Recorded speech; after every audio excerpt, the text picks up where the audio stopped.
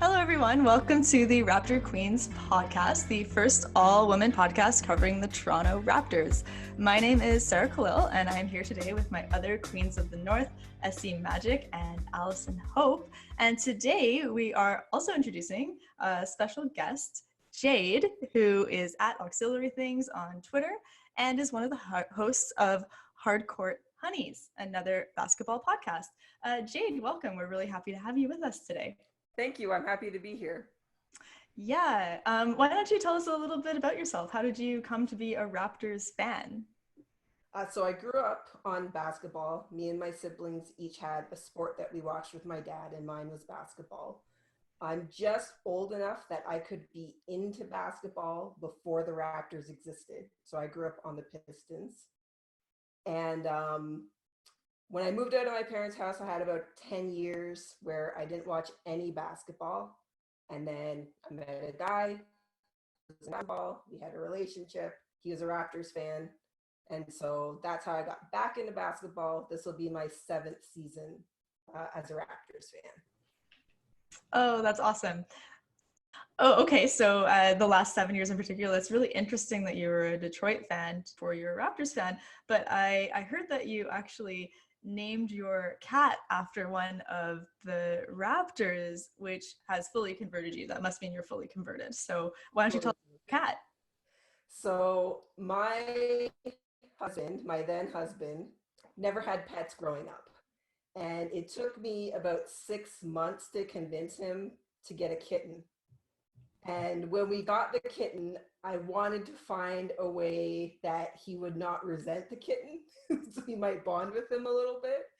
So we picked the name together, but mostly I nudged him towards Norman Powell because he had a total man crush on Norman Powell that year. It was spring of 2016. So that's how I ended up with a kitten named Norman. Well, that is a wonderful story, and it's absolutely perfect that you're joining us for today's podcast because today we are going to be talking about Norman Powell, and this is definitely an episode that I have been looking forward to for a while, mostly because I can't wait to go head-to-head with Essie on this one, I think.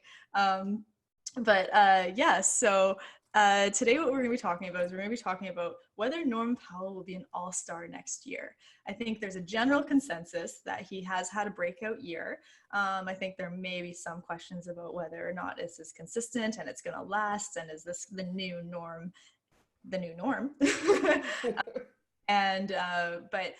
the question we want to pose is his growth so has he grown so much that he's actually a candidate for All-Star next year? Will he be an All-Star next year? Will he continue to improve? So I'm very excited to talk about this topic. We're going to get to in just a second. I also just want to let everyone know what else we're going to be talking about today. One question that's kind of come up this week: will Kawhi be coming back to Toronto? More to come. Let's talk about that later. And also the Michael Jordan documentary series is airing on ESPN starting today. And finally, the latest and greatest from Kevin Durant. So all of that to come.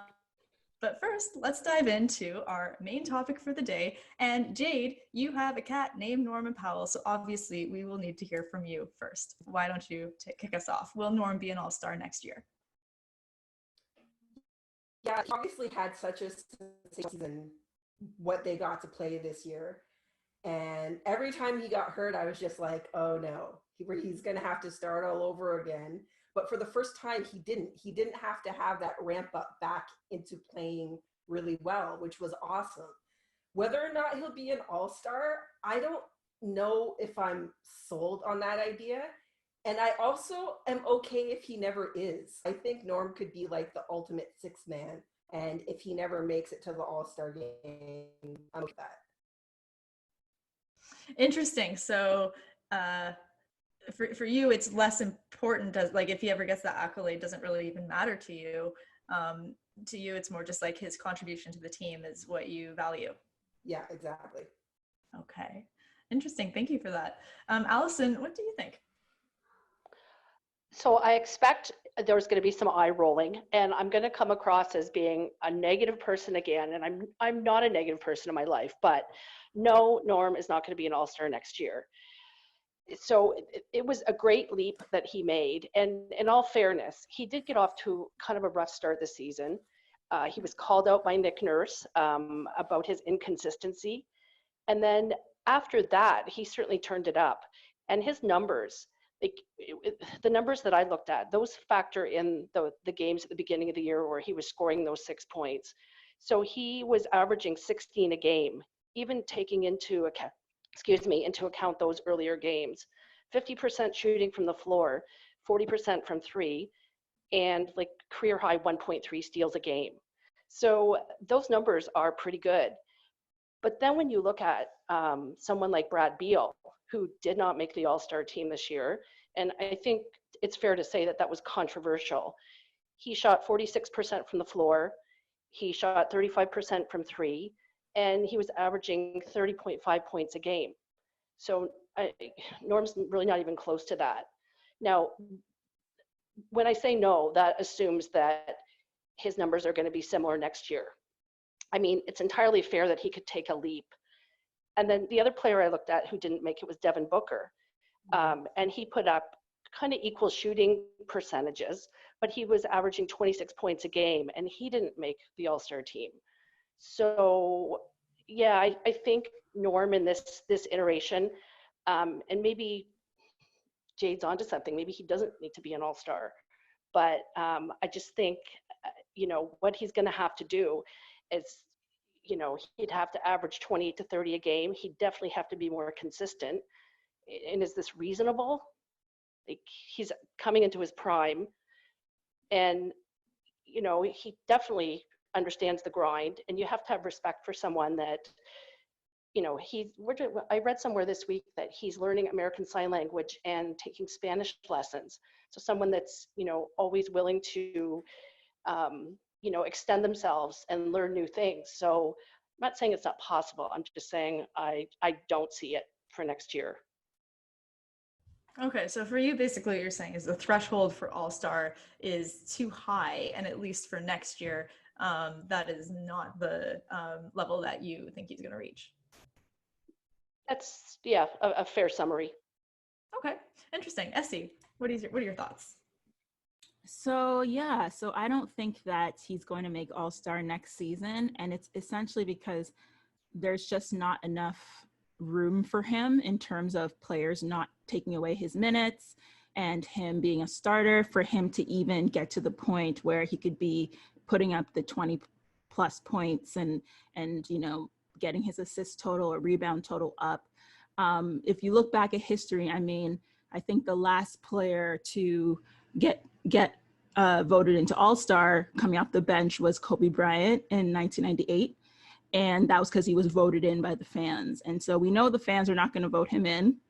And he's not putting up high enough numbers off the bench to be considered. So I just don't think that the circumstances will allow him to, in addition to obviously Pascal's going to make it. You don't typically see more than 2 players per team make it. I think one time might have been once or twice, the Golden State Warriors they have 4 or something, but that is a rarity. Most of the time you only have 2 players. So it's like, is Kyle gonna not be as good enough to make it?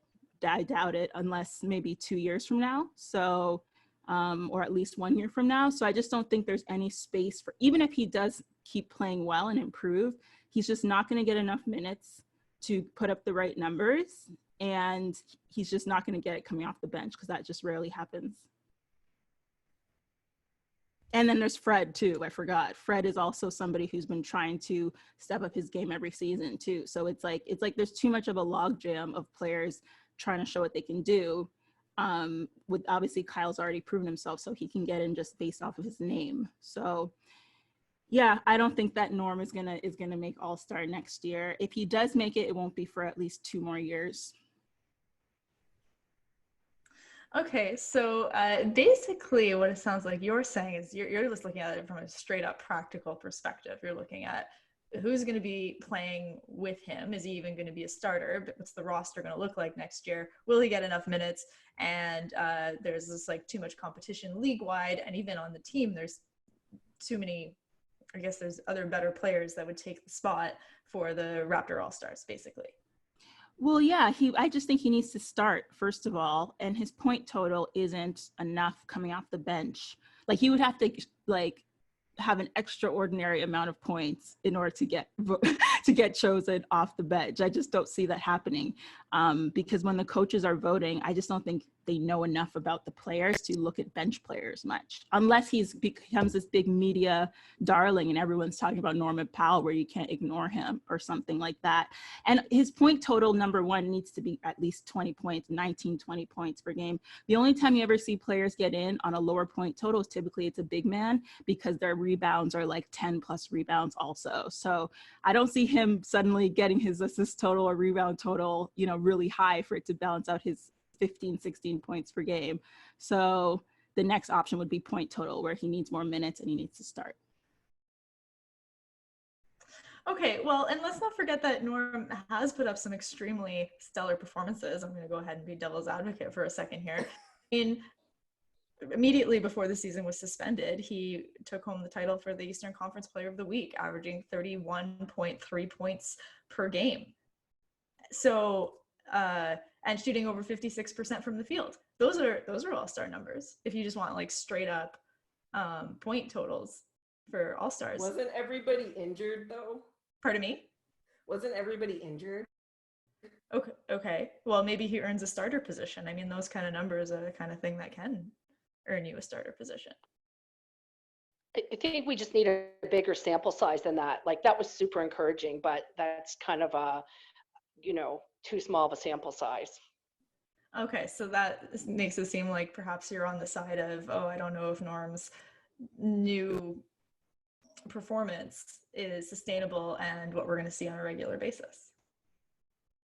Well, yeah, because the thing is, there's two things here. So part of it, Jade is right. Part of it was when a whole bunch of players were injured. I don't remember exactly which ones at the time. I believe Fred was one of them, and he started for a lot. And that's when we really saw the first, change of him happen, right? And then the second time he came back from injury, was coming off the bench, but then still, played well. But at the same time, now that sample size is too small, like what Allison's saying. So it's kind of like there's two things. We need a bigger sample size of him coming off the bench, and we can't really judge from the times he started because there were other players injured, and so he was able to get more time. Okay, so it almost sounds like this question is maybe a bit of too high of a threshold, back to Allison's point, because it seems like maybe the question we should be asking is Norm actually going to be a starter next year? And that's going to depend on who's on the roster, but this guy's making a case for himself to be one of the starting five on the team. I don't know who you would like. The Raptors are in a really lucky position because they have such a strong top seven that it's hard to justify taking off any of the ones that are starting right now. And it's fantastic that Norm can come off the bench and be somebody who could start but doesn't. That's great. But is his performance, is there a possibility that what he has shown this year, plus how he improves over the summer and over the time off, that he could actually become a starter next year? Maybe that's the question we should be asking. You know what I could see happening because we have Nick Nurse? I could see something similar to what he's got going with Marc Gasol and Serge Ibaka, where you start based on who's the best matchup. And Norm has those matchups too, where some matchups, every player has them. Some matchups are just better for him. And because Nick Nurse is such a fluid, creative coach, that could be a thing that he can employ that other coaches don't do. So it could be kind of a night-to-night thing where he'll start, 30 or 40% of the games because that's the matchup that makes the most sense that night. Okay, so basically, if it was this year's roster, choosing between Fred and Norm, who's going to start? Yeah. Okay, that's interesting.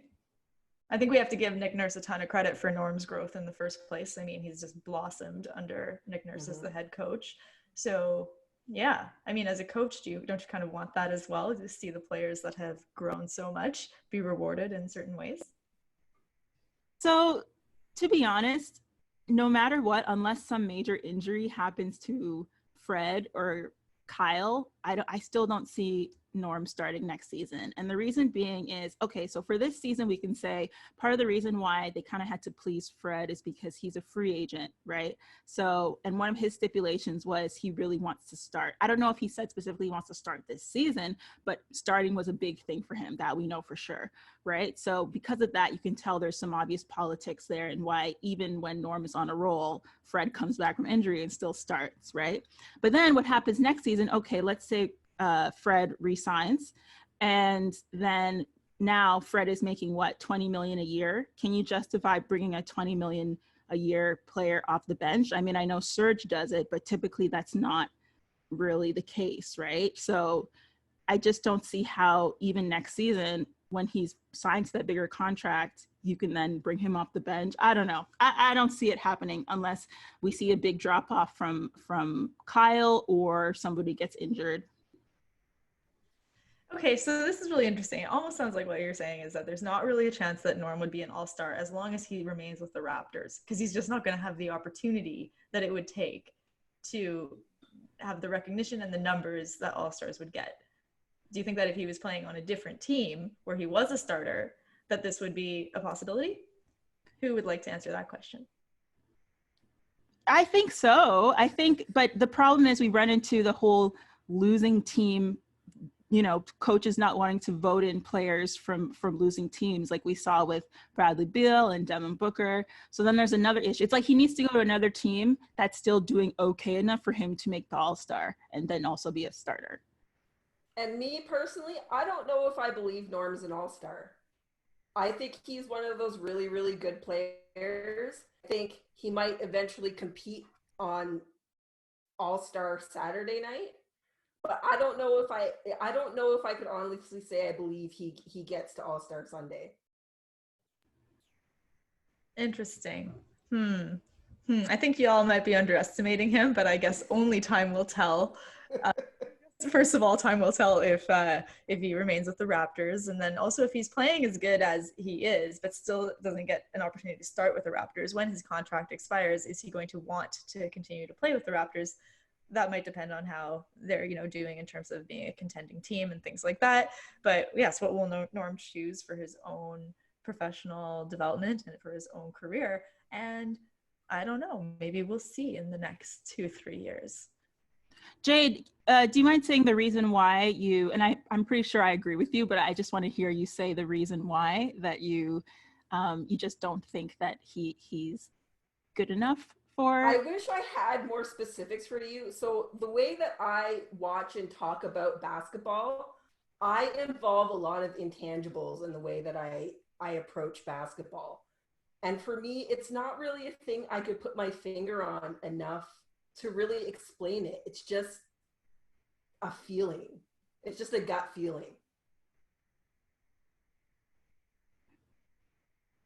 I see if I could identify a weakness, despite, the fact that he's, strong with steals, like he's, anticipates passes, but I don't see his defense as, as much of a strength as some of the other players. So I would think, to me, that would be his weakness. I don't know how much the league cares about defense anymore, though, honestly, especially in terms of All-Star. I don't think that people are thinking for sure. Yeah, I was off the All-Star tangent. I was just thinking back to the season, but no, you're right. I think he needs to show something other than just point totals, though. If there was something I was going to challenge him to do next season, is to show us something else other in your game. Like for this season, that's great because he made big strides, so it's okay if it's only point totals for the most part. But I want to see him, maybe become a better playmaker, or, get a couple more rebounds, or something else in his stats to really get some more attention in terms of what he's doing. And because we know now that he can be more consistent, because before it was consistency was his biggest problem, and that's what we would always use as a reason why we don't really believe in the new norm, I guess you can say. But if he could get, now that he's kind of checked off that consistency thing, we'll see what happens next season. I would like to see him get better somewhere else in his game. And that's when it's really like, okay, we have a really strong candidate for, getting to that next level, whether it be all-star or even just more improvements on this season. Okay, I'm going to agree with that statement 100%. I do think there's a range that can still be developed in his game that would have him be just like overall a better player, no question. But to me, I think that is now more possible than it was at the beginning of this season. Like, to me, the consistency thing, whatever maturity needed to happen or whatever mindset shift needed to happen to enable that consistency is the same thing that's going to enable growth in other aspects of his game.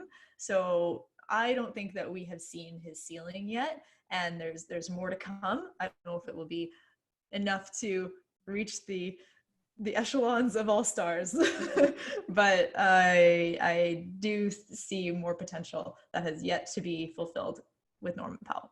So I think that's an important point. I think something that I think about a lot when it comes to the Raptors is our development is very different than the rest of the league.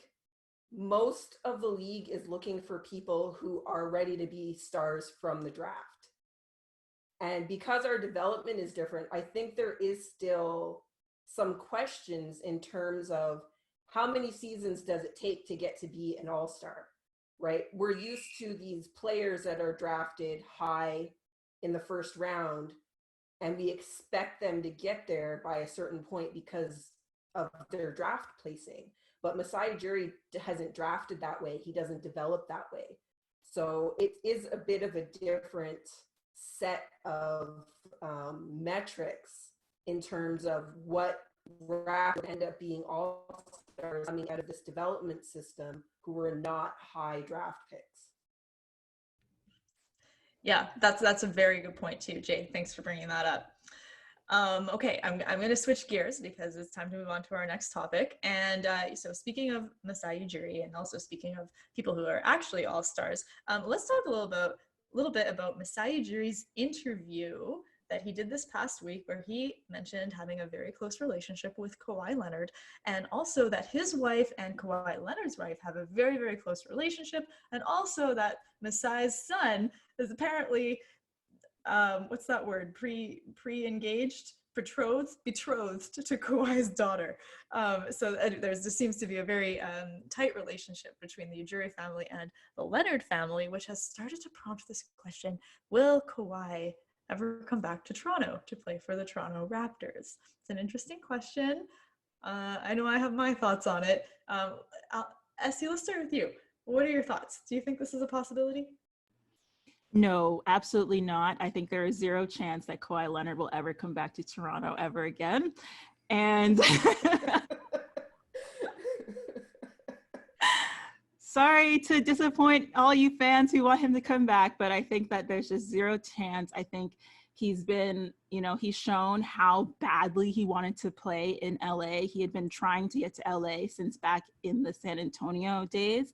I'm one of those people who thinks that was his plan all along. And so that makes it seem even more the magnitude of it seem bigger, and how strongly he just wants to be in LA.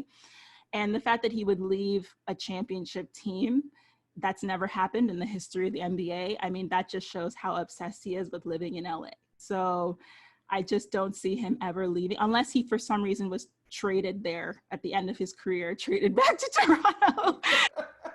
Scenario, I can see him coming back, but if by choice, never.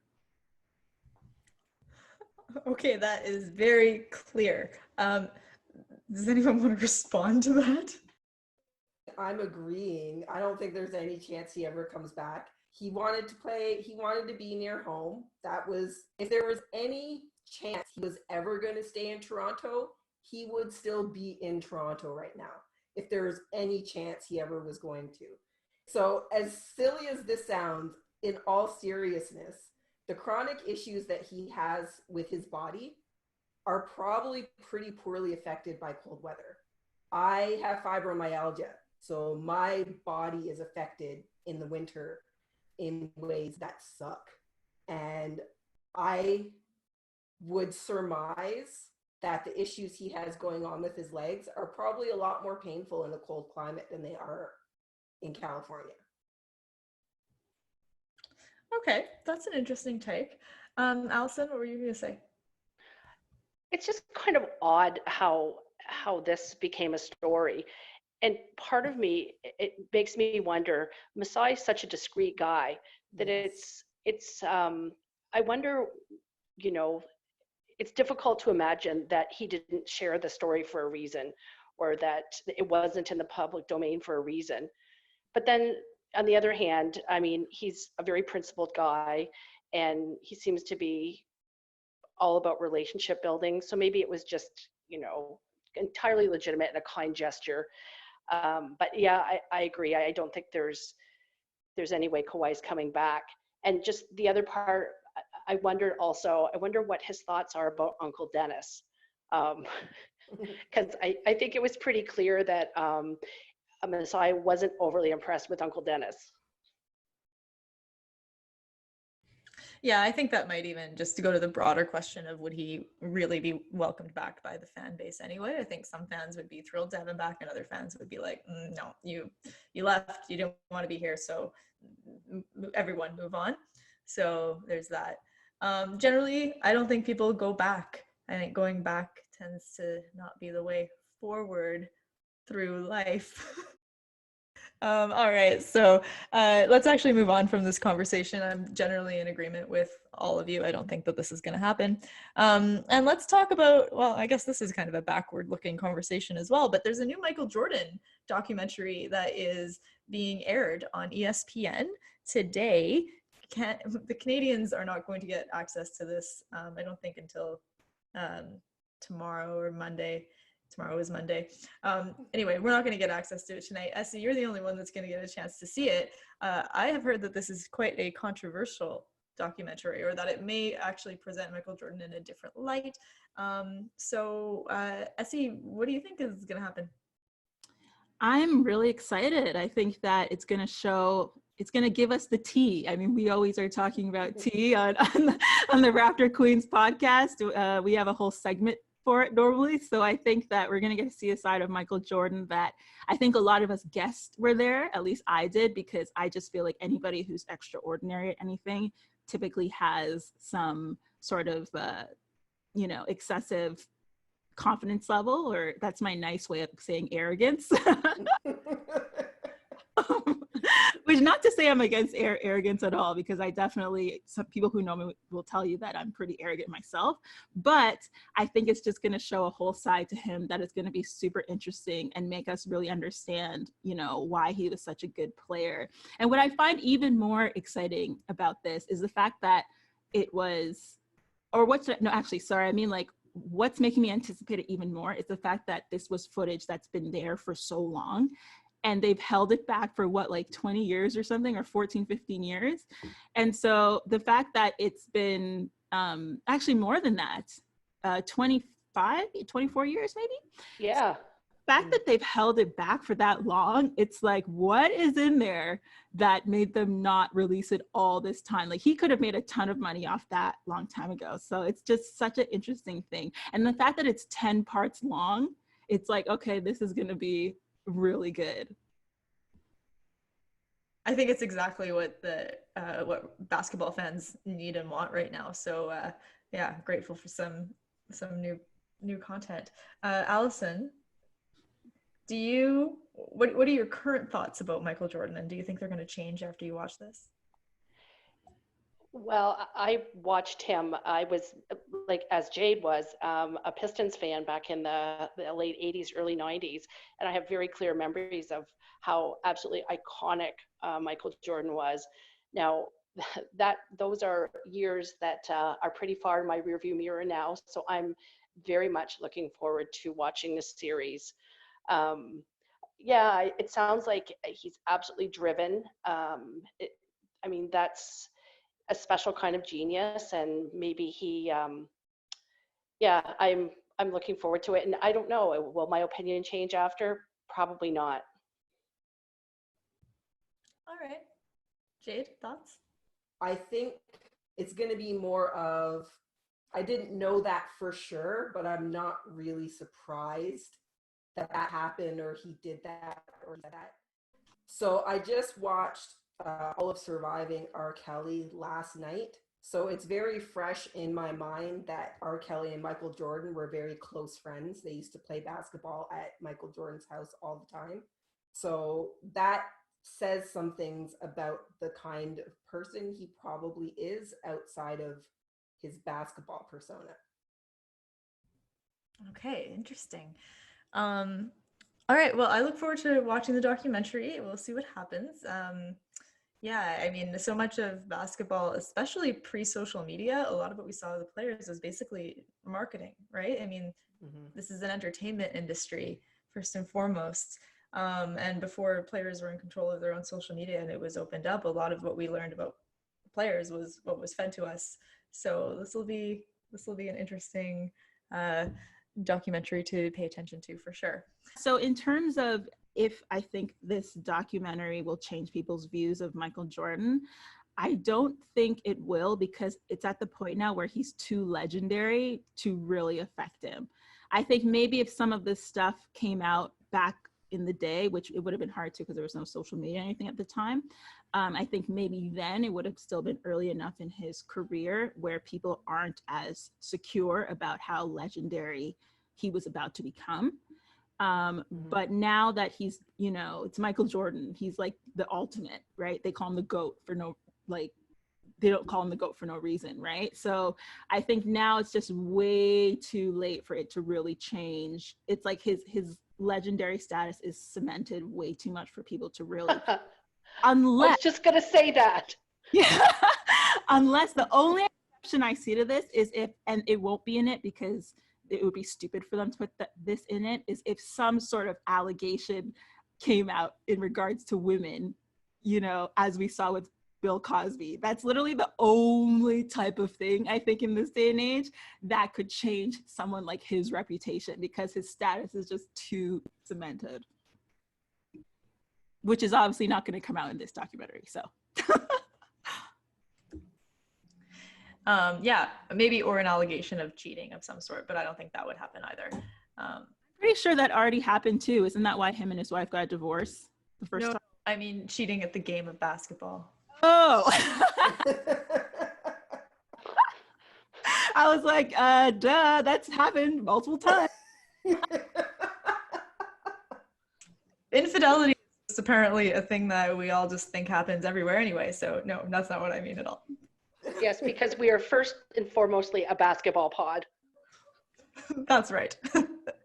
Okay, so we are now going to move on to our final topic, which involves one player that is like kind of already controversial. Like, he doesn't really bother to hide anything about himself. He just is who he is, and he's pretty unapologetic about it. So we're going to talk about Kevin Durant and his latest statement, or his latest comments about playing with Steph Curry. Essie, can you take it away? Sure. So actually, an excerpt came out from a journalist's book detailing some of the feelings that Kevin Durant had at the time when he was with the Warriors and how he felt about Steph Curry's treatment. So this excerpt just recently came out, and so that's why everyone's kind of talking about it. But I'll read to you what was said from Ethan Strauss's book. And he said, "I tried to make a few points saying I didn't begrudge him for having leverage with his contract and insisted that I had a good reason to write what I wrote. Katie wasn't impressed and accused me of trying to rile up Steph's fans. He expressed that this was a constant theme in the Bay. All of us local guys just wanted to kiss Steph's blank at his expense." This was Katie's consistent lament. He would frequently squabble in direct message conversations with the Warriors fans on Twitter, frequently accusing them of favoring Steph at his expense. In one such exchange that foreshadowed things to come, he was asked by the Warriors World account whether two-time MVP Steph Curry or Kyrie Irving was the better player. "I got to really sit down and analyze it," Durant demurred. So that's the statement that just came out, or the excerpt that just came out, that is kind of raising the topic of, you know, was Kevin jealous of Steph all along? And that's part of the reason why he left. Yeah, so that's kind of the topic at hand. All right. Okay, Allison, what are your thoughts? KD is one of my absolute favorite players to watch. I mean, he's a transcendent talent, and it's just sad and kind of ironic that someone with his talent and his stature can't just enjoy the ride and celebrate himself and kind of be happy. And he's, micromanaging people's opinions, and it's sad. And anything that I've read, it seems like Steph basically bent over backward to make sure that KD was welcome with the Warriors. And it just kind of makes me wonder, kind of like Kyrie Irving, like, can KD be happy anywhere? Will he ever find a fit? It's kind of sad.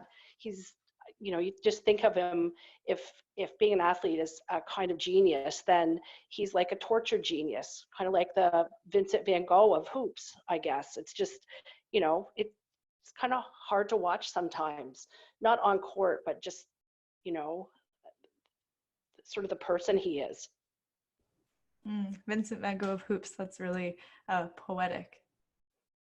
I think that he feels like as long as he is the best player on a court, he should also be the most loved player on a court, just based on his play. But like you said earlier, Sarah, it's an entertainment industry. So you have to bring something more than that to be beloved by fans. And he doesn't. He's too petty. I find him to be a little bit small when it comes down to it. Anytime your mama has to come on Twitter to defend you, I mean, that's a bit too much for me as a grown man. Like, my parents would never do that. And if they did, I would be mortified if my parents got on Twitter to try and defend me for something. So I think he cares too much about what people think. And he doesn't understand that being a beloved basketball star is more than being amazing at the game. And that's why Steph is loved the way he is, because he's charismatic and he's likable and he's a good family man, and he has all these other things on top of what he does for his team. I want to add something really quickly. I do agree with Jade's point in terms of that expectation that you just being the best player doesn't mean you're going to be the most beloved. And we kind of have that sort of debate even as Raptor fans about, people say Kyle Lowry is the greatest player of all time, but then people say, oh, Kawhi is better, blah, blah, blah. So I think that is definitely a really good point. One other thing that I want to add to that I think affected it is the fact that typically you never see, when somebody new comes into something that was already great without that person, typically that new person will never fit in as well in terms of public perception as well as that original core. And because they had won, Steph was drafted there, I believe Draymond was drafted there, Clay was drafted there. They won a championship without him, so the fans just have a special feeling about those guys. It's like a singing group and the new member comes in, they're never quite as loved as much as, the old guys, right? So I think his expectations were a bit off in terms of what he expected going to Golden State. Maybe if he had stayed in OKC and proceeded to win a championship there, he would have got that adoration he was looking for, because he would have resigned and the fans would have appreciated that and brought OKC's first championship title, and it would have been beloved in that way. But to join something that's already established, where the people there are already so beloved, won a championship, which is the ultimate prize, and then you just come in later. And also people were kind of bitter about the whole creating a super team thing. And so, like, from the public perception. And so I think it caused him to lose some respect, in addition to the fans not loving him as much as that core group. So I think his expectations were just off in terms of going to Golden State. Essie, I think you make an absolutely great point that so much about, obviously love and adoration is actually more about relationships than they are performance. And the strongest relationships get formed when you go through something together. And that includes the relationship with fans. And I think that's part of why even the Raptors this year and the Raptor fan base this year feels so connected. And it's because we're like on a journey together, which is overcoming all of the low expectations and exceeding everything that we thought possible, and it feels magical, and it actually creates all that connection. So I think you made an absolutely fantastic point. That's bang on. So we are going to wrap this up, and I want to thank all of you for listening and being on this journey with us, and we hope that you are also connected with us. We're all going through COVID-19 together, so hopefully that makes you love us more. We love you more. Thank you for listening. Make sure you follow us on Twitter, Buzzsprout, Apple Podcasts, Google Podcasts, Stitcher, Spotify, YouTube, and Instagram at Raptor Queens. Share with your friends. Give us a 5-star rating. Leave a comment. Thank you for being here with us. Jade, thank you for joining our podcast today. And we're just thrilled to have all of you with us on this journey. Go Raptors! Bye. Woo-hoo.